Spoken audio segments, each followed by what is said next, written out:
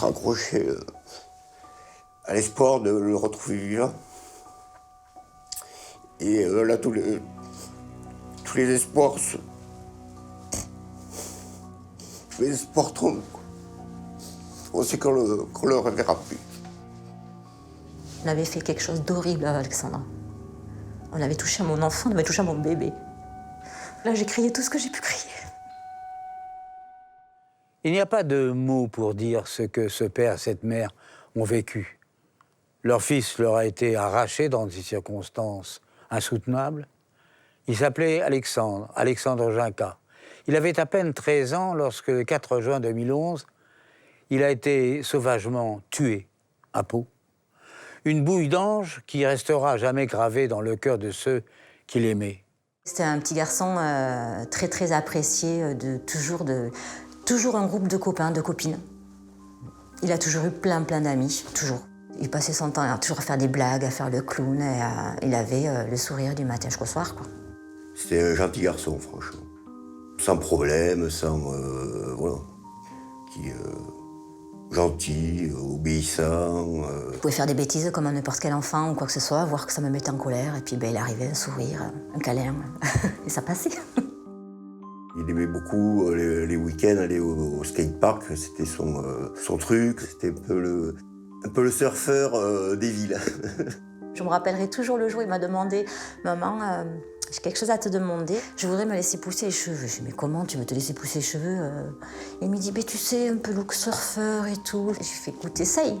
Tu verras bien ce que ça donne. » Donc c'est pour ça qu'il avait les cheveux un peu longs. Il aimait bien se passer 2 heures dans la salle de bain, voilà, se mettre du gel dans les cheveux. Prenait soin de lui, quoi. C'était vraiment le petit garçon qui avait envie de plaire, qui plaisait. Voilà, se coiffer, se pomponner tous les jours. Voilà. On avait beaucoup d'affinités avec Alexandre. Je m'intéressais au rugby, donc il commençait à s'intéresser au rugby, il avait envie de faire du rugby. Donc voilà, c'est des choses comme ça qui nous rapprochaient, quoi. Quand on dit que les garçons sont proches de leur maman, avec Alexandre, j'ai vécu vraiment un lien garçon-maman extraordinaire. Excusez-moi. C'était le petit garçon, ouais. Comme on peut en rêver, je pense, tous, franchement. Philippe Ginca et Valérie Lance ont eu 2 enfants, Virginie, l'aînée, et Alexandre, le cadet. Mais après plusieurs années de vie de couple, ils se séparent dans la bonne entente.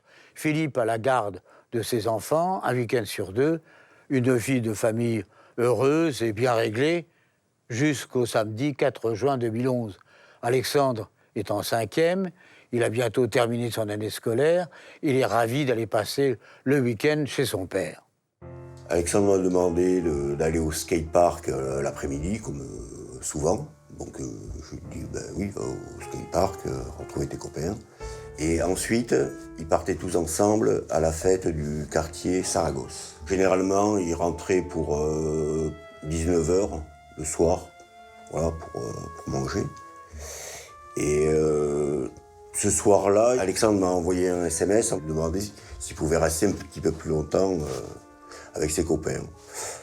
Donc moi, bon, exceptionnellement, j'ai dit, ok, rentre à 23h. Il fait confiance à son fils et il a raison. Il lui donne la permission. Alexandre a quasiment fini son année scolaire.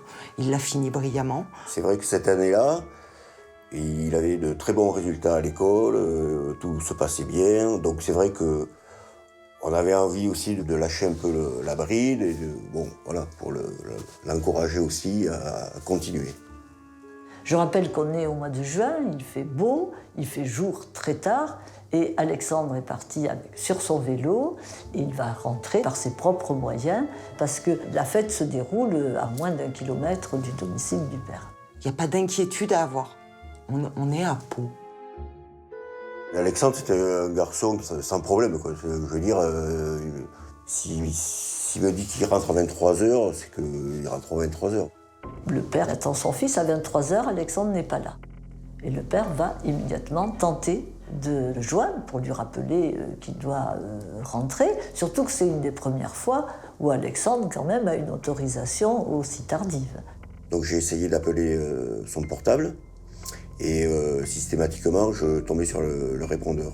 Je me suis dit soit il a plus de batterie parce que bon à cet âge-là voilà ils oublient un peu de recharger les portables et compagnie, ou soit il a prolongé un petit peu sa soirée avec ses copains.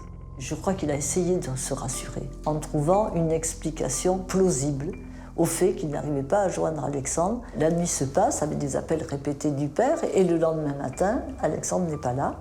Je vois qu'Alexandre n'est pas rentré, j'arrive pas à l'avoir au téléphone. Donc je me dis, bon, je sais pas, il y a un truc qui est pas normal. Donc j'ai fait le tour du quartier pour voir si je le voyais. Je suis rentré bredouille, forcément. Ne le voyant pas, ben oui, j'ai appelé sa maman, je lui ai dit, écoute, Alexandre n'est pas rentré, je sais pas où il est. Voilà. Il me dit, Alexandre n'est pas rentré depuis hier soir. J'ai fait, mais il est où? Ben je sais pas. Donc là, j'ai commencé à partir dans une panique folle. J'ai dit, bah, écoute, tu files, comme il habite en ville, son papa, tu files au commissariat, j'arrive. On va au commissariat, on va signaler la disparition d'Alexandre. Ils prennent comme une disparition, mais au fur et à mesure qu'ils nous questionnent par rapport à notre vie ou quoi que ce soit, arrive rapidement l'étiquette d'Alexandre, enfant de parents séparés, 14 ans, avec un vélo, fugue. Ils nous disent, ouais, c'est un ado, il a dû fuguer. Autant sa maman que moi, on savait que c'était pas une fugue. Parce que c'est pas le genre de l'enfant à fuguer. On a dû rester 1h et demie au commissariat. Et c'est vrai que de repartir en se disant, ben maintenant, on fait quoi? On doit rentrer à la maison avec, ben c'est bien, j'ai déclaré une disparition de mon fils, mais maintenant, je fais quoi? C'est compliqué parce que psychologiquement, on sait pas. Des tas de questions qui nous trottent dans la tête et puis on essaie de comprendre. Entre-temps, ma fille aînée, Virginie, avait réussi à avoir des amis d'Alex pour savoir s'il l'avait vu le week-end, qu'est-ce qu'il avait fait, est-ce qu'ils avaient été avec eux. Tous les camarades d'Alexandre qui vont solliciter vont leur permettre de reconstituer ce qui s'est passé. Et en fait, il a exactement fait ce qu'il avait dit à son père. Il est allé faire du skate et ensuite il est parti avec ses camarades à la fête de quartier. Et ils ont passé une soirée tout à fait paisible, gentille, je dirais. Et il va quitter les camarades, il va partir avec certains. Et ils vont faire un petit bout de chemin ensemble. Alexandre, sur le trajet du retour, est dans un premier temps accompagné par 2 ou 3 amis qu'il quitte à un embranchement, à 500 mètres de chez son père. Ils l'ont vu repartir avec son vélo en direction de chez moi. Et rien de particulier. Alexandre ne leur dit pas, je vais passer chez un tel, ou je voudrais revenir à la fête. Non, il dit, je rentre, bonsoir. Et on sait qu'il est parti à ce moment-là pour regagner le domicile de son père à quelques centaines de mètres. Les parents d'Alexandre sont rongés d'angoisse. Ce silence ne ressemble absolument pas à leur fils. Alors, à peine sortis du commissariat, ils fouillent les rues de Pau à la recherche d'Alexandre. Et vers 21h30, Philippe va faire une découverte à 50 mètres seulement de son domicile qui ne va pas les rassurer. J'ai fait maintes fois le tour du quartier, voir si je le voyais pas, quoi. Et en repassant dans la rue près de chez moi, j'ai vu que son vélo était accroché à un poteau de signalisation, avec son cadenas à lui. Donc j'ai appelé sa maman en lui disant il y a le vélo d'Alexandre qui est là. Alors j'ai dit, tu bouges pas, j'arrive. Donc là-dessus, avant de partir, j'appelle le commissariat. Et on s'est tous retrouvés autour du vélo. Et effectivement, c'était le vélo d'Alex. Le vélo interroge véritablement. D'abord, c'est un vélo qui est en état. Il n'y a pas eu de traces d'accident. Ce vélo a été véritablement rangé soigneusement. Il est bien accroché avec le cadenas, il est bien posé comme il faut devant le panneau de signalisation. Je ne comprends pas pourquoi Alexandre a posé son vélo là, alors que 50 mètres plus loin, il avait l'habitude de le poser dans le hall de l'immeuble. Pourquoi il l'accrochait là, sans être rentré chez papa? C'était Beaucoup de questions. C'est un élément interrogeant et qui plaide pas en faveur de la fugue. Le vélo est pas loin. Qu'Alexandre est revenu pas loin de la maison. Et là se pose la question de savoir pourquoi Alexandre a pris soin d'accrocher son vélo par un cadenas s'il s'évapore subitement. Est-ce que c'est Alexandre qui l'a accroché? Est-ce que c'est quelqu'un d'autre? Et tout de suite, on a pensé à une mauvaise rencontre et tout de suite, tout le monde, peut-être un peu dans son coin, a imaginé le pire. La première des choses, moi, que j'ai imaginé, c'est un enlèvement. Il s'est fait arrêter par quelqu'un qui lui a demandé un renseignement, qui lui a demandé quelque chose ou quoi que ce soit, et boum, on l'a balancé dans un fourgon ou quelque chose comme ça. Et on embarque Alex, et pour pas montrer un vélo par terre comme ça, on l'attache. Alors l'enquête qui se poursuit va essayer de recueillir des témoignages, puisqu'il n'y a aucun élément concret. À proximité du vélo, il y a une fête dans un appartement. Les fenêtres sont ouvertes parce que nous sommes en été. Et personne n'a vu Alexandre, personne n'a vu une voiture qui pouvait être suspecte. On n'a rien vu. Que dès le lendemain, on se réunit entre la famille du papa et ma famille et on fait une affiche. On va placarder. On va placarder des posts, on peut pas rester sans rien faire. On a fait des plaquettes avec la photo d'Alexandre et le numéro de sa maman. En disant, bon, si quelqu'un l'a vu, qu'il appelle ce numéro. Très vite, ça fait boule de neige parce que les médias vont s'approprier la chose. Et donc ça va très vite monter en puissance sur cette disparition mystérieuse. On se rendait compte que tout le monde nous ouvrait des portes, tout le monde était là derrière nous en fait. On a eu un sacré coup de pouce par rapport à notre employeur qui a déployé des moyens que nous, à notre niveau, n'aurait jamais pu. Financièrement, on n'aurait jamais pu. Il va y avoir une campagne dans laquelle le visage d'Alexandre sera affiché partout. Sur les placards publicitaires déroulants, sur les autobus municipaux. Partout en ville, on voyait le portrait d'Alexandre Ginca, cette gueule d'ange en plus. Il était tellement mignon, ce gamin, que voilà, tout le monde a tout de suite été imprégné par le visage d'Alexandre Ginca partout dans toute la ville. Alexandre va devenir l'enfant de tous les Palois. C'est l'ado de tout le monde qui a disparu. Et la tension montait, véritablement. J'avais toujours espoir que le commissariat m'appelle à n'importe quel moment. Donc moi, je m'étais interdit de partir de la maison. Et si jamais Alex rentrait, il fallait qu'il y ait quelqu'un à la maison. La mobilisation, pourtant considérable, ne permet malheureusement pas de retrouver la trace d'Alexandre Ginca. Et chaque heure qui passe est insupportable pour ses parents, d'autant que les policiers sont à peine convaincus que quelque chose de grave lui est arrivé. Alors, le 10 juin 2011, une information judiciaire pour disparition inquiétante est ouverte. L'angoisse monte encore d'un cran. Il y a une mobilisation en termes de moyens humains qui est énorme. Il y a 200 enquêteurs qui enquêtent sur cette affaire. C'est énorme. La police judiciaire reprend tout à zéro. Elle va entamer un travail qui est un véritable travail de bénédictin, allant chercher les témoignages au détail près de tous ceux qui ont passé la soirée avec lui. Enfin bref, on fait tout le chemin à l'envers. Les policiers tentent de retracer l'itinéraire emprunté par Alexandre le soir de sa disparition. Ils vont alors visionner toutes les caméras de vidéosurveillance de la ville. Par chance, celle d'une agence bancaire située rue Carnot, à 400 mètres du domicile de Philippe Ginca, a capté l'image d'Alexandre. On va visionner la période qui correspond à l'heure de retour d'Alexandre et on va effectivement retrouver l'image d'Alexandre sur son vélo qui est en train de pédaler, je dirais, avec énergie pour retourner chez son père. Il n'y a rien d'inquiétant sur cette image. Il a déclenché la caméra à 22h51 parce qu'il est passé sur le trottoir. Il roulait sur le trottoir avec son vélo, c'est pour ça qu'il l'a déclenché. Il était pile poil à l'heure pour rentrer chez son père ce soir-là. On savait qu'il respectait l'heure, on savait qu'il respectait le trajet, mais on sait qu'il n'est jamais arrivé. Il avait prévu de rentrer à 11h. À 11h moins 10, il passe sur le chemin de chez son père. Et on retrouve le vélo à côté de chez son père. On a l'impression qu'Alexandre s'est évaporé dans la minute qui a suivi. On ne sait absolument pas ce qui s'est passé sur ces derniers 400 mètres qu'il doit donc faire pour se rendre chez son père. L'image de vidéosurveillance est l'ultime témoignage vivant d'Alexandre Junca. À partir de là, il disparaît des cadres, comme s'il s'était noyé dans le triangle des Bermudes.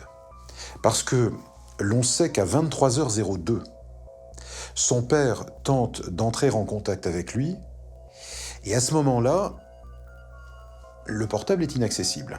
On cherche tellement qu'à un moment donné, on n'arrive même plus à réfléchir. Je perds la notion du temps, de nuit, jour, quoi que ce soit, parce que je suis à l'affût de la moindre information. Donc c'est Alex, Alex, Alex. Moi, je dirais que ça s'apparente à de la torture.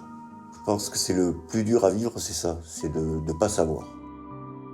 Cela fait 22 jours qu'Alexandre Junca a disparu et les policiers n'ont pas la moindre piste. Mais le 26 juin 2011, c'est environ 14 heures, lorsque le commissariat de Pau est alerté, des promeneurs viennent de faire une découverte affreuse.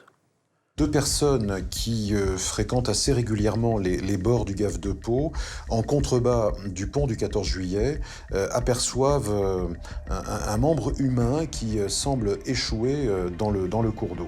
Véritablement, ils vont être interpellés par cette découverte qui est une cuisse humaine.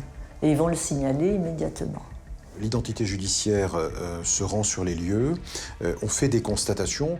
À ce moment-là, rien ne permet de penser que ce soit un morceau du corps d'Alexandre. Mais les services de police sont à ce moment-là sur les dents et, bien évidemment, ils vont opérer les prélèvements ADN qui s'imposent. Le 29 juin 2011, le verdict tombe. L'ADN de ce morceau humain est celui d'Alexandre Junca. On comprend que le pire est arrivé et que Alexandre Junca est mort. Là, on bascule vraiment dans l'horreur de ce dossier, dans l'horreur absolue. Il faut maintenant annoncer la terrible nouvelle à ses parents.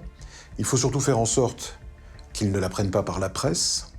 C'est donc le juge d'instruction qui va convoquer les parents au palais de justice. J'y vais comme voilà, dans l'esprit d'une convocation prévue, sans à rien penser ni quoi que ce soit. C'était un rendez-vous chez la juge pour nous informer de l'avancée de l'enquête. Point final, c'était comme ça. Moi, je sais, à ce moment-là, le juge d'instruction m'a appelé pour me prévenir. Donc je le sais depuis la veille au soir. C'est très difficile parce que je vais recevoir Valérie Lance à mon cabinet le matin avant de nous rendre chez le juge d'instruction, puisque nous y rendons ensemble. Et je ne dois pas lui dire, je ne peux pas lui dire. On part à pied, puisque c'était à côté, au tribunal. Et là, Maître Mazat me prend le bras. Elle tremblait. C'était la première fois que je la voyais comme ça, elle tremblait.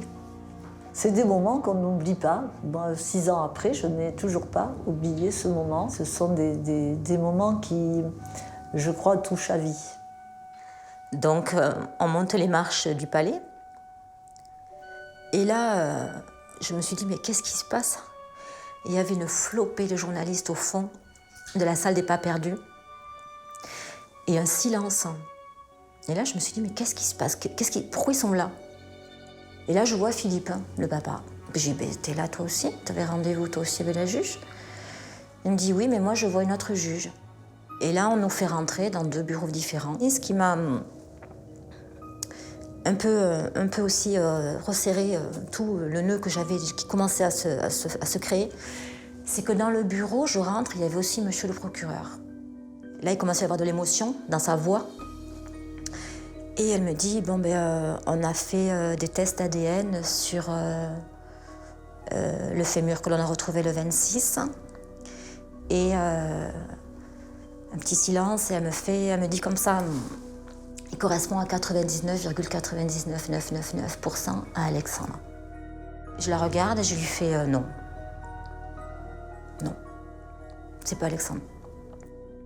Donc là, je pense qu'elle savait pas comment me persuader du contraire. Et là, monsieur le procureur a enchaîné et me dit La découpe a été faite post-mortem. Donc là, toujours sans réagir, je le regarde et je lui dis « Attendez, vous êtes en train de me dire qu'Alexandre est mort, mais en plus, on l'a découpé ?» Il me dit « Oui. » Et là c'est l'information de trop, en fait. Donc là, j'ai crié tout ce que j'ai pu crier. C'est à ce moment-là que j'ai compris qu'on avait fait quelque chose d'horrible à Alexandre. On avait touché à mon enfant, on avait touché à mon bébé. J'avais l'impression que mon corps était devenu liquide. J'ai tout lâché, en fait. Je suis tombée. En fait, ils avaient tout prévu, en fait. Il y avait les pompiers, il y avait tout le monde. Ils étaient là. Après analyse ADN, c'est le fémur d'Alexandre. C'est, je sais pas, le gravide. C'est dur parce que, malgré tout, pendant 22 mois, même sans nouvelles, on avait quand même un espoir, on se raccrochait à l'espoir de le retrouver vivant. Et là, tous les espoirs tombent. On sait qu'on le reverra plus. Il avait déjà fait ce lapsus précédemment. Il vous dit ça a duré 22 mois. Ça a duré 22 jours. Et je crois que pour M. Ginca, cette période-là a véritablement duré 22 mois. Ça a été 22 mois d'attente insupportable. On apprend que son fils est mort, que son fils a été découpé. On ne sait pas par qui, mais on ne sait pas pourquoi. Et là, on se dit, mais pourquoi on a fait ça à mon fils? On a envie de savoir. Pourquoi, comment, c'est essentiel, je pense. Je me souviens de ce jour-là où, étant au palais sur une autre affaire, un magistrat me confie il y a visiblement un cinglé dans les rues de Pau. L'hypothèse qu'un tueur psychopathe ait pu non seulement s'en prendre à un enfant, mais en plus le dépecer, suscite toutes les angoisses. Ce gamin qui était rayonnant de vie 3 semaines plus tôt est aujourd'hui un morceau de corps. Où est passé le reste? Qu'a-t-on fait du reste? Est-ce que ce morceau de corps est finalement un indice laissé volontairement ou involontairement? Est-ce que, ça c'est une piste qui a été également évoquée, est-ce que nous aurions finalement un meurtrier d'enfants qui s'amuserait à semer des traces derrière lui? Le vélo attaché à un cadenas, un morceau de corps. C'était pourtant qu'on retrouvait les restes d'Alexandre et puis ça nous donnait l'espoir de savoir ce qui s'était passé. On avait retrouvé son fémur. Mais pour moi, c'était pas Alexandre. C'était une partie d'Alexandre. Il fallait qu'on retrouve Alexandre. Pour les policiers également, la priorité est de retrouver les restes du corps d'Alexandre Ginca. Des hommes grenouilles ratissent le gave, ils ne retrouvent rien.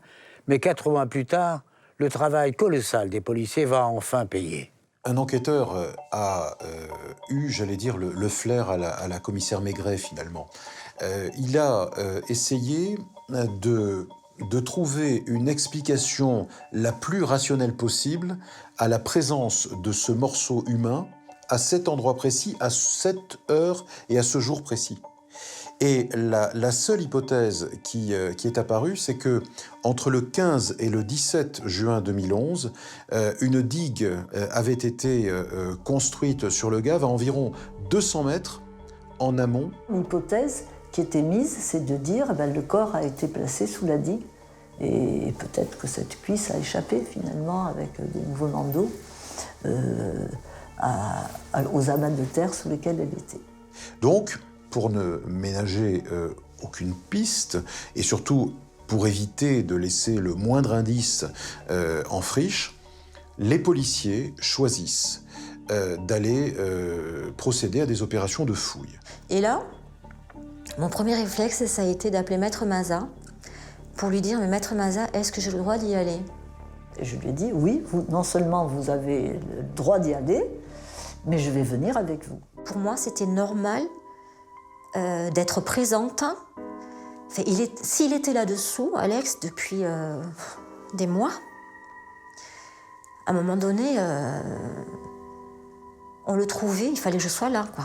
Même si c'était de la chair, des os ou quoi que ce soit, c'était quand même mon fils. Madame Lance se rend sur les lieux. Pour Monsieur Ginca, c'est impossible. Psychologiquement, je pense qu'il n'aurait pas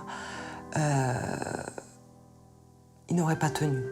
Parce que, voilà, c'est un papa qui avait la responsabilité de son fils, qui l'a vu partir et qui l'a pas vu revenir. Et je crois que, ben voilà, le fait de retrouver des morceaux de son fils, c'était juste pas visible, il ne pouvait pas le voir. Et c'est ainsi qu'entre le 18 et le 19 octobre 2011, on a fait venir des chiens spécialisés dans la détection d'ossements et de corps humains. Les pelleteuses retournent toute la terre possible. On savait bien que s'il devait y avoir une dépouille, c'était sur les plus basses couches. Donc voilà, une espèce de suspense morbide, assez terrible. À attendre au bord du Gave, ça a été un moment terrible à vivre pour tous. Et évidemment pour Valérie Lance qui a été là, courageusement, dignement. Valérie Lance reste là, avec un courage absolument admirable, et elle attend. Je suis à côté et malgré tout, je sens bien qu'elle est dans une solitude. On ne peut pas se mettre à la place d'une maman. On peut pas. On peut l'imaginer, mais on ne peut pas savoir ce qu'elle a dans le cœur à ce moment-là. J'avais posé la question à un policier, j'ai dit mais qu'est-ce qui se passe si vous trouvez Alexandre? Donc là ils m'ont dit vous voyez, on a des grilles, on a des bâches, et si on trouve quelque chose en grille, en bâche. Et je lui ai dit est-ce que je pourrais aller de l'autre côté? Ils m'ont dit non. J'ai dit ok. C'est un moment important, c'est un moment difficile aussi à vivre. Quand on voit les chiens qui travaillent, quand on voit les dernières pelletées de terre qui sont retirées, puis les chiens qui marquent l'arrêt. Et puis il y a des gens qui sont partis avec les masques, les combinaisons, trucs et machin. Et là je vois que tout le monde s'affole. On met les grilles, on met les bâches. Et moi j'étais de l'autre côté des bâches. Et là j'ai cherché tous les regards des policiers que je pouvais trouver, qui me passaient, qui me repassaient à côté. Il n'y en a aucun qui voulait me regarder. Il n'y en a aucun. Et là, j'en vois un, il y avait une petite murette, j'en vois un qui saute la murette pour venir de mon côté. Et je l'ai regardé, sans l'appeler quoi que ce soit. Je l'ai regardé, et en sautant, il n'a pas pu faire autrement que de me regarder. Et sans lui poser la question quoi que ce soit, en fait, dans mon regard, je lui disais, c'est lui, il est là ou pas. Et il m'a juste fait comme ça. Et là, j'ai compris qu'ils avaient trouvé Alex. Donc là, il y avait quelque part un soulagement de me dire, on a retrouvé mon enfant. Et maintenant, je fais quoi? Madame Lance, toujours avec la même dignité, qui force le respect véritablement, la même discrétion, elle va s'éloigner et je vais la raccompagner jusqu'à sa voiture. Je suis rentrée à la maison, en pleurant tout ce que je pouvais, mais je suis rentrée. Je pouvais pas, ça servait à rien que je reste là. J'avais ce poids de me dire, ils ont enfin trouvé mon fils. On va retrouver 80% du corps d'Alexandre. L'expert ne peut pas dire c'est ça, voilà, je donne véritablement une assurance sur les causes de la mort. Pourquoi? Parce qu'il n'a pas retrouvé la totalité du corps. Mais la cause la plus probable de la mort d'Alexandre, ce sont des coups qui ont été portés sur son crâne et plus particulièrement sur la région temporale. Alexandre a eu le crâne fracassé, et notamment fracassé avec un objet particulier dont on soupçonne dès le départ. Les médecins légistes émettent l'hypothèse du marteau. Alexandre n'avait plus le visage. Il avait les mâchoires cassées, il avait des dents pétées, il avait une grosse trace de coup de marteau sur le crâne, mais il n'avait plus le visage. Il est découvert dans le sang d'Alexandre des traces de paracétamol. On sait que le paracétamol a été pris dans les 24 heures qui ont précédé le décès d'Alexandre. Ce qui n'est pas habituel. Alexandre ne prend pas de cachet, enfin sa maman ne lui a jamais donné de cachet, il n'en prendrait pas de son propre chef, donc c'est quelque chose qui est relativement troublant. Qui a donné du paracétamol à Alexandre avant son décès? Et puis il va y avoir des indications sur la façon dont la découpe a été faite. Et ça, c'est très important. Il n'est pas rare que dans des affaires de crime, on découpe les cadavres, mais on les découpe de manière pragmatique, de manière à les réduire et pour s'en débarrasser. Là, il y avait une méthodologie identique à celle qui est utilisée par les chasseurs quand ils dépecent un gibier. On n'est même pas sur une découpe médicale, on est sur une découpe vraiment typique du découpe de chasse ou de boucherie. Et on se dit comment quelqu'un est capable de faire ça et comment quelqu'un peut faire ça à un corps d'enfant. Les conclusions médico-légales sont réellement insoutenables et demandent un travail minutieux. Le corps d'Alexandre Ginca ne sera remis à sa famille que le 2 juillet 2012, un peu plus d'1 an après sa disparition. Quand il a fallu mettre en place, en fait, la récupération du corps, la juge nous informe de comment ça allait se passer. Elle me dit, mais c'est la vérité qu'elle m'a dit, donc c'est rien de mal de sa part. Elle m'a dit, on vous rend 2 sacs. Un avec les os et l'autre avec le reste. Et ça, c'est dur, en fait.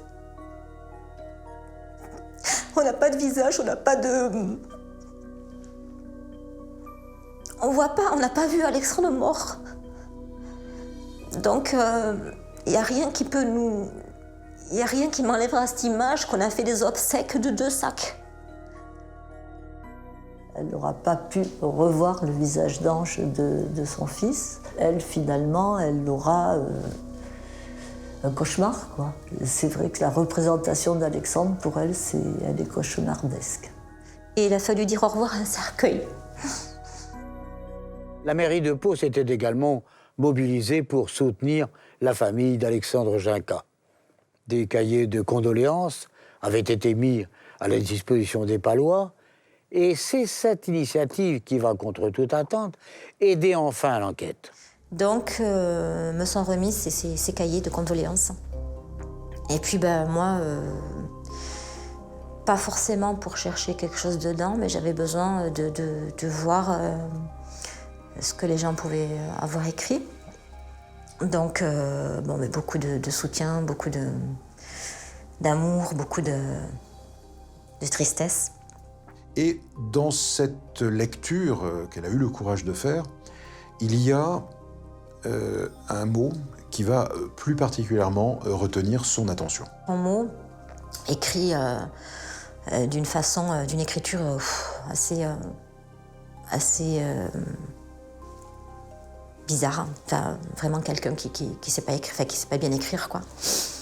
Et qui marque, je sais, celui qui t'a fait ça, il est sous terre. Ce connard est sous terre, il a marqué. Signé Mike SDF. À partir du moment où il marquait « Je connais celui qui t'a fait ça », c'est qu'il y a une information à chercher. J'ai même tous les carnets de condoléances au commissariat, je leur donne, j'ai dit « J'en ai un mot qui me perturbe un peu quand même ». Et tout est parti de là. Là, j'allais dire, c'est le coup de grâce, c'est quasiment le coup de génie, parce que c'est par là que l'enquête va véritablement être relancée. Et donc, il y a un policier de la PJ qui s'est intéressé à ce cas-là et qui a cherché tous les Mike SDF de Pau, parce qu'ils sont connus, voilà, et qui a trouvé une piste. Et là, il apparaît que quelques semaines après la disparition d'Alexandre, un nommé Michael Bayrel a été interpellé au mois de juillet 2011 pour une agression sur une tierce personne. Et curieusement, cette agression a été commise à l'aide d'un marteau. Et ce nommé Michael Bayrel, c'est une vieille connaissance des services de police. C'est un jeune homme qui est né en 1986, il a donc environ 26 ans. Il est défavorablement connu pour des faits de violence. Son surnom, c'est effectivement Mike dans le petit milieu autorisé des SDF. Donc, ça commence à faire des coïncidences troublantes. Michael Bayrel, c'était un jeune complètement paumé, mais complètement paumé, sans attache, en roue libre, voilà, en roue libre, dans l'excès de tout, de toutes les drogues qui passent, de tous les alcools, une espèce de bombe en liberté, Michael Bérel n'est pas SDF à proprement parler, puisqu'il dispose d'un logement. C'était quelqu'un qui vit avec une personne qui s'appelle Fatima El Naja, qui est beaucoup plus âgée que lui, qui a plus de 40 ans, qui est aussi une marginale, qui est aussi une personnalité particulière. C'est une femme qui présente des problèmes psychiatriques. Plus de 25 hospitalisations en milieu psychiatrique pour des bouffées délirantes, pour ces difficultés personnelles qui sont très anciennes. Elle raconte les choses les plus ubuesques. Elle raconte qu'elle aurait de la famille auprès du roi du Maroc. Qu'elle connaît Nicolas Sarkozy, elle entend des voix. C'est quelqu'un d'exubérant, de fantasque, qui parle à tort et à travers. Et curieusement, elle habite rue Émile Guichenet, à 2 minutes de marche à pied de l'endroit où le vélo d'Alexandre est découvert. À cela s'ajoute le fait que, curieusement, le 26 juin 2011, le jour où on retrouve le corps, Fatima El Naja a appelé Police Secours sur la ligne du 17 et l'opératrice qui a pris l'appel a noté le message suivant « C'est mon copain qui a fait ça, il a tué Alexandre ». Elle a appelé la police pour balancer Michael Baérel, mais elle était tellement connue des policiers et des standardistes du commissariat, elle appelait tellement souvent pour dire tout et n'importe quoi qu'on ne l'a pas cru. Et la policière ne prend pas du tout acte de cet appel téléphonique et n'en réfère pas éventuellement aux enquêteurs. Les enquêteurs s'intéressent de près à Michael Baérel. Et par chance, Michael Baérel avait un téléphone portable, ce qui n'est pas toujours très fréquent dans la population des sans domicile fixe. Ce téléphone portable va être le témoin clé de l'accusation. Parce que on s'aperçoit que le 4 juin, entre 22h11 et 23h46, c'est-à-dire pendant environ 90 minutes, il borne dans le périmètre géographique du centre-ville de Pau, précisément à l'endroit où Alexandre a été vu vivant pour la dernière fois. Et on va constater également que 10 jours plus tard, c'est-à-dire à la date d'enfouissement supposé du corps d'Alexandre, c'est-à-dire au moment où la digue va être créée, le 16 juin, le téléphone de Michael va également borner du côté du Gave de Pau, à l'endroit où Alexandre a été enfoui. Alors, les enquêteurs vont porter une attention toute particulière sur ce téléphone portable et ils vont s'apercevoir que la nuit des faits, Michael Baérel téléphone beaucoup. Il y a de très nombreux appels qui n'aboutissent pas d'ailleurs dans la nuit, avec des messages qui sont laissés à un individu qui n'était pas référencé, je dirais, par les enquêteurs et qui est un certain Claude Ducos. Il y a pas moins de 21 appels téléphoniques entre le portable de Michael Baérel et celui de Claude Ducos. Pour la seule nuit de la disparition présumée d'Alexandre Ginca, on a l'impression que c'est véritablement un appel au secours. En tout cas, ça dénote une urgence de rentrer en communication pour Michael Baérel avec Claude Ducos. Alors, les enquêteurs vont constater qu'effectivement, les appels de Michael Baérel pendant la nuit n'ont pas été pris par Claude Ducos, mais que le matin, Claude Ducos va prendre connaissance des messages qui lui ont été laissés par Michael Baérel. Et on va constater également qu'on peut localiser Claude Ducos en fin de matinée comme se dirigeant vers Pau. On a l'impression que Baérel a demandé certainement à Claude Ducos de le rencontrer. En tout cas, la téléphonie peut laisser penser qu'il y a un contact dès le dimanche entre les deux hommes. Lorsque les policiers examinent la topographie de l'environnement de Michael Baérel, ils sont visiblement interpellés, questionnés par la présence de Claude Ducos. Claude Ducos, c'est un homme qui est âgé de 70 ans, qui est retraité, qui habite dans un village aux alentours de Pau. Voilà un homme qui est parfaitement inséré, électricien à la retraite. Claude Ducos est véritablement totalement étranger à ce milieu que l'on peut qualifier de marginal.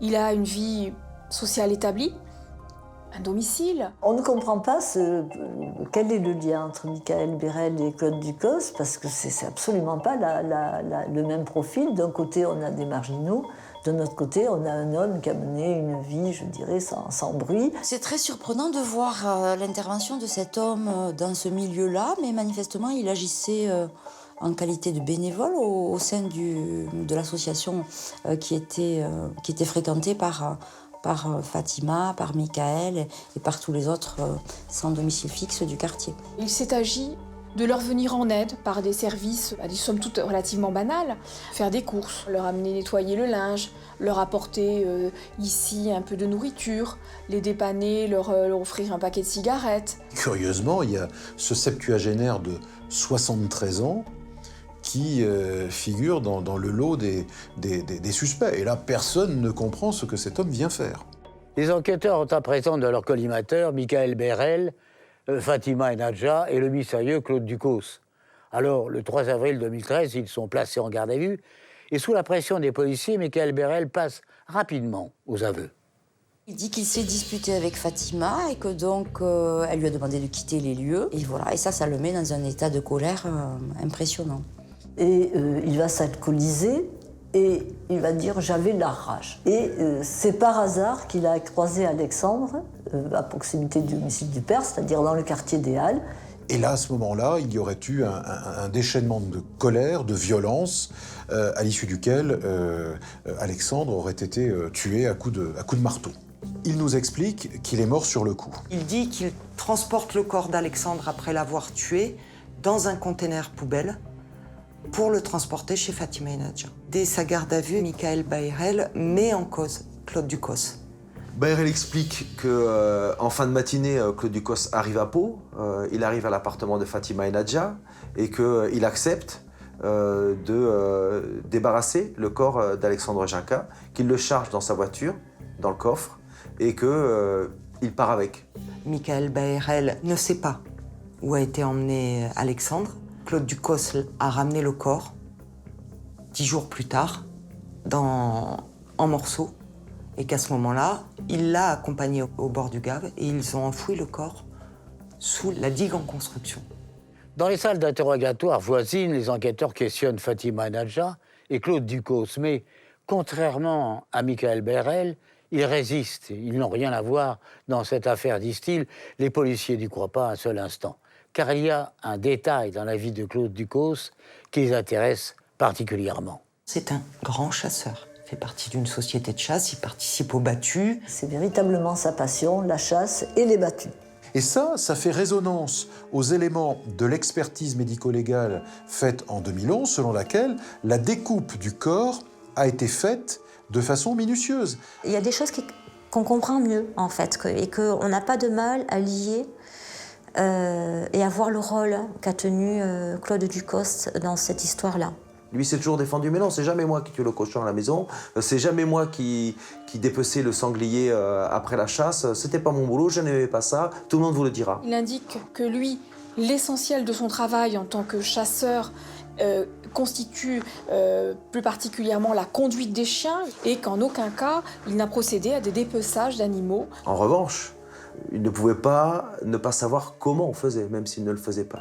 Bayrel n'a jamais varié, il désigne avec un doigt accusateur Claude Ducos comme étant celui qui a enlevé le corps, qui l'a dépecé et qui l'a ramené en morceaux 12 jours plus tard. Cette indication qu'il livre est curieusement en résonance avec la téléphonie.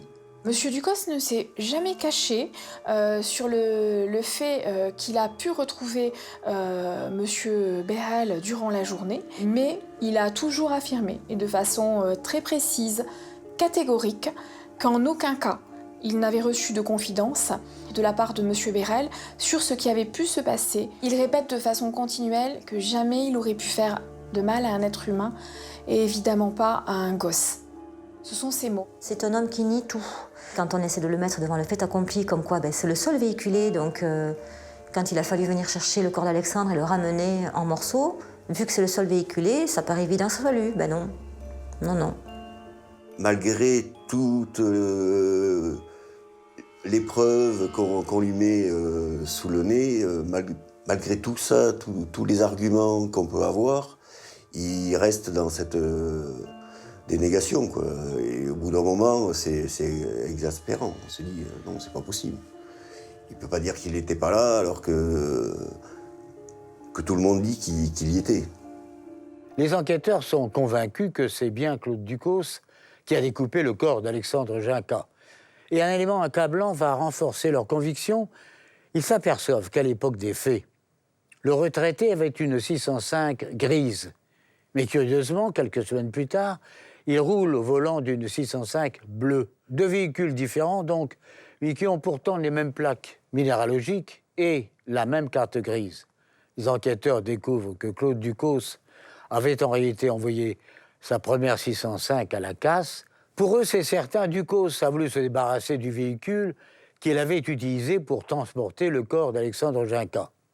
Mais pourquoi donc ce paisible retraité serait-il venu en aide à ce jeune marginal? Les policiers pressent donc Claude Ducos de questions, et même s'il jure que ce n'est pas lui qui a découpé Alexandre Ginca, il finit par reconnaître qu'il est l'amant du jeune BRL. BRL Ducos, ils ont une relation homosexuelle tarifée. C'est-à-dire que M. BRL fait des fellations à Claude Ducos contre soit un petit billet, soit de la nourriture, soit des cigarettes. Pour BRL, c'est clair, c'est une relation sexuelle tarifée. Pour Ducos, moi je crois que c'est beaucoup moins clair, puisqu'il va dire qu'il était amoureux, très fortement amoureux de BRL. Il explique qu'il nourrit une certaine affection pour Michael BRL. Il est vraiment triste de voir qu'un jeune de 25 ans qui pourrait avoir sa place dans notre société vit dans la rue, vit de façon marginale. Claude Ducos a ce côté un peu bonhomme, peut-être rassurant pour un Michael BRL qui est tout seul, qui peut faire office de bon papy, à qui on fait une petite offrande de temps en temps. La relation est complexe. Et une relation cachée, puisqu'il a toujours caché son homosexualité de tout temps, hein, même à sa famille, même à ses proches. Donc les policiers se disent, mais s'il est capable à ce point de tromper son monde sur sa double vie, il est aussi capable de nous mentir, de nous tromper sur son rôle exact dans cette affaire. On a bien l'impression que Ducos parfois joue entre guillemets le couillon sympathique. À l'issue de leur garde à vue, Michael BRL, Fatima Nadja et Claude Ducos sont mis en examen et placés en détention. Mais le juge d'instruction est convaincu que Michael BRL ne leur dit pas toute la vérité. Il décide donc de le réinterroger. Et BRL change subitement de version. Il révèle que le soir du meurtre d'Alexandre Ginca, il était accompagné d'un certain Christophe Camille. Il va désigner un nouveau personnage qui va rentrer finalement dans l'enquête, c'est Christophe Camille, qui est aussi un marginal, un jeune, très jeune marginal. C'est un garçon paumé qui, dans sa tête, n'a pas forcément totalement évolué. Quelqu'un qui fait des séjours à répétition à l'hôpital psychiatrique, et donc quelqu'un de particulièrement fragile, mais aussi avec un caractère qui peut apporter parfois un côté violent. Christophe Camille va être placé en garde à vue, va être interrogé, et il va effectivement reconnaître qu'il était présent sur les lieux. En fait, c'est un garçon qui est à ce moment-là placé dans un établissement psychiatrique, qui a obtenu une autorisation de sortie, ce fameux 4 juin, parce que c'est son anniversaire. Il va vouloir aller acheter des cigarettes, il va donc partir à pied et se retrouver dans le quartier des Halles. Et là, il croise Alexandre, qui est à 100 mètres de chez son père. Il l'interpelle en lui demandant l'heure. Alexandre va lui donner l'heure en sortant son téléphone portable.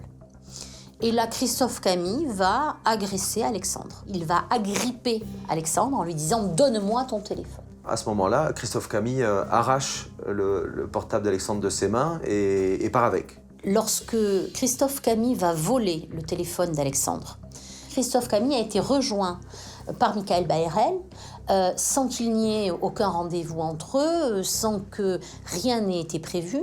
Et donc il va s'apercevoir que Christophe Camille a volé ce téléphone. Et Michael BRL va se poser en justicier, en disant à Christophe Camille, mais enfin qu'est-ce que tu as fait? Tu lui as pris son téléphone portable, tu lui as volé, tu n'en as pas le droit, donne-le-moi. Et donc va se poser en défenseur d'Alexandre. À ce moment-là, je pense que les deux hommes se montent l'un contre l'autre. C'est à ce moment-là, par contre, qu'Alexandre va partir. Il est parti, mais les quelques mètres qu'il a fait en vélo, en partant, il s'est dit non, c'est pas possible, mon portable, il va pas me le prendre comme ça, je vais le récupérer. Alexandre Ginca remonte sur son vélo, va donc l'attacher à ce poteau à quelques dizaines de mètres du domicile de son père. Et là, on a l'explication de pourquoi il a accroché son vélo à ce poteau-là. Donc il attache son vélo et puis il repart en demandant à ce qu'on lui rende son téléphone. Voilà. Il n'a pas de méchanceté en lui, Alexandre. Pour lui, il n'y a pas de danger. Voilà. Il va juste demander à récupérer son téléphone, c'est tout. Voilà, c'est un acte innocent. Je pense qu'Alexandre revient parce qu'il a entendu Michael Berel dire à Christophe Camille « Rends le portable à ce gamin ». Il se sent pas protégé, mais il se dit « Celui-là n'est pas méchant ». Alexandre revient, à pied. Il revient en pleurant et en suppliant Christophe Camille de lui rendre le portable. Ce portable est passé déjà entre les mains de Michael Berel. Camille lui dit « C'est pas moi qui l'ai, c'est lui ». Alexandre part vers Barrel pour récupérer son portable. Il va se tourner vers Michael Berel pour l'implorer de la même façon, en pleurant, en lui disant « Rends-moi mon portable, rends-moi mon portable ». Mais Michael Berel n'est plus du tout dans cet état d'esprit de rendre le portable et est devenu extrêmement agressif. Au départ, Berel, il dit qu'il a voulu éloigner Alexandre, donc il l'a repoussé. Alexandre est tombé près d'un trottoir. Et quand il l'a vu à terre, il va se déchaîner contre Alexandre. Au lieu de lui rendre le téléphone, puisqu'il s'était posé en justicier quelque part auparavant, eh ben, il va sortir un marteau et il va lui fracasser le crâne. Il dit qu'il frappe l'enfant au visage et que l'enfant meurt sur le coup. Et on va avoir un Christophe Camille complètement désemparé, qui est spectateur et qui tout d'un coup va partir en courant. Et sans même, ce qui est atroce, sans même penser à dire à quelqu'un « Au secours, il y a un enfant en danger ». C'est un adulte qui s'en prend à un enfant et qui lui démonte la tête à coups de marteau. J'ai du mal à comprendre comment quelqu'un peut mettre un coup de marteau sur un petit garçon qui a rien fait, qui malheureusement s'est trouvé là au mauvais moment. C'était un enfant de 13 ans, totalement innocent. Totalement innocent. C'était un véritable massacre et en fait, pour rien, enfin pour un portable. Un simple téléphone portable qui, honnêtement, m'a coûté 9 €. Et pour ce téléphone-là, en fait, il a perdu la vie. Pour un téléphone, en plus, qui est parti à la poubelle. Ils ne l'ont même pas gardé pour le revendre ou quoi que ce soit, il est parti à la poubelle.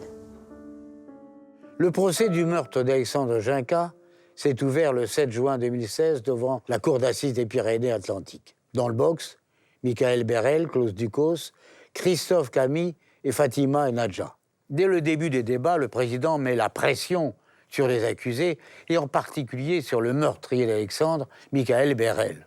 On sentait que Barrel avait des choses à donner, enfin des informations à donner, mais il n'y arrivait pas en fait. Et donc le président a décidé de faire une pause. Donc on sort tous, fait la pause. Et au moment de re-rentrer, le président passe à côté de moi et me dit je vous appelle à la barre.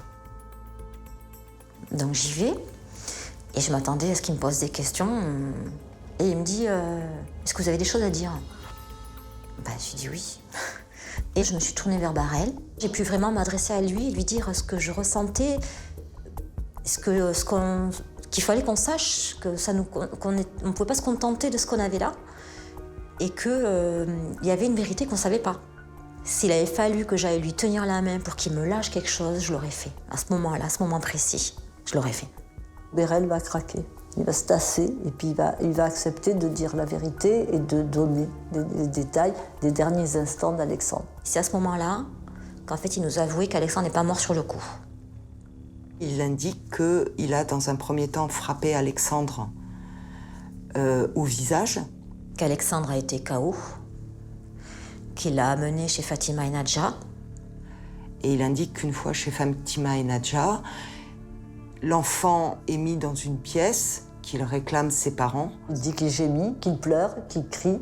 Fatima et Nadja, entendant l'enfant pleurer et gémir, lui administre un paracétamol. Cette présence infime de Doliprane, ça rajoute à l'horreur.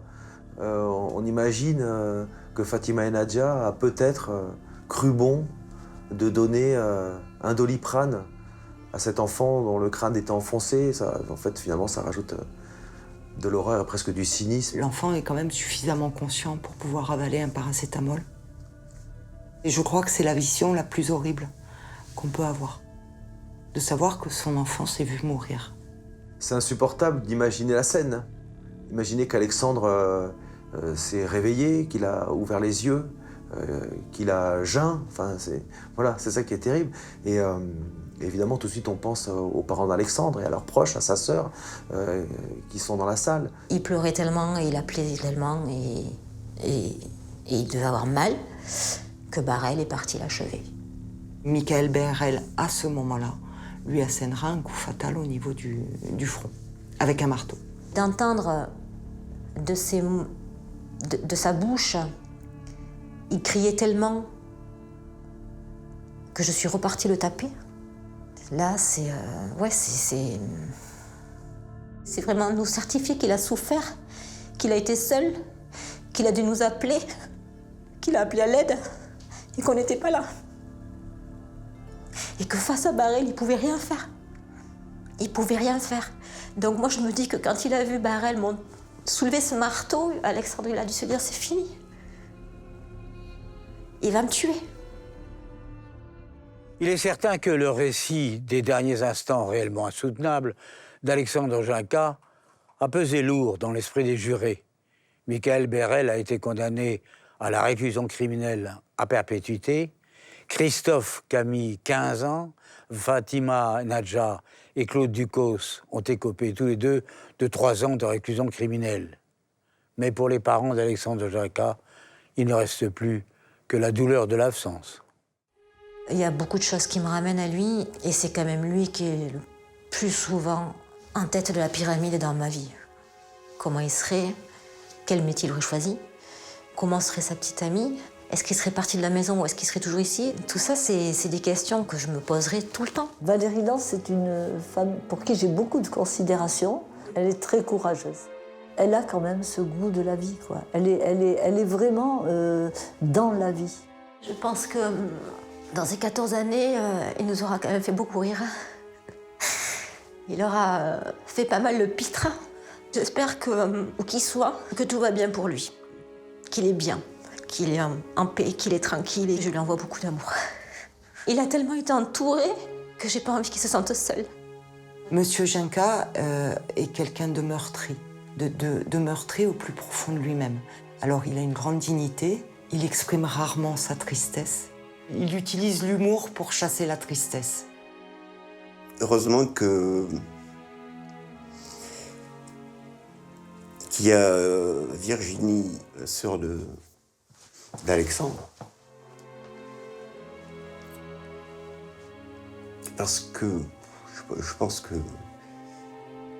s'il n'avait pas été là, je pense que je ne serais pas en train de vous parler actuellement.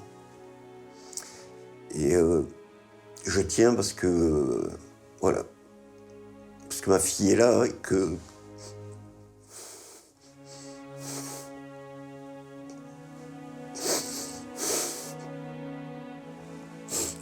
j'ai envie d'être là pour elle aussi. Voilà.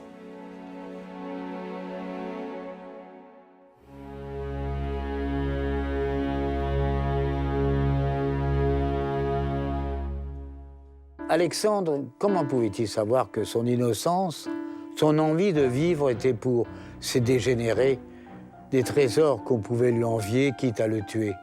Pourquoi? En fait, pour rien. Rien. C'est d'ailleurs le seul mot qui résume leur vie. Rien.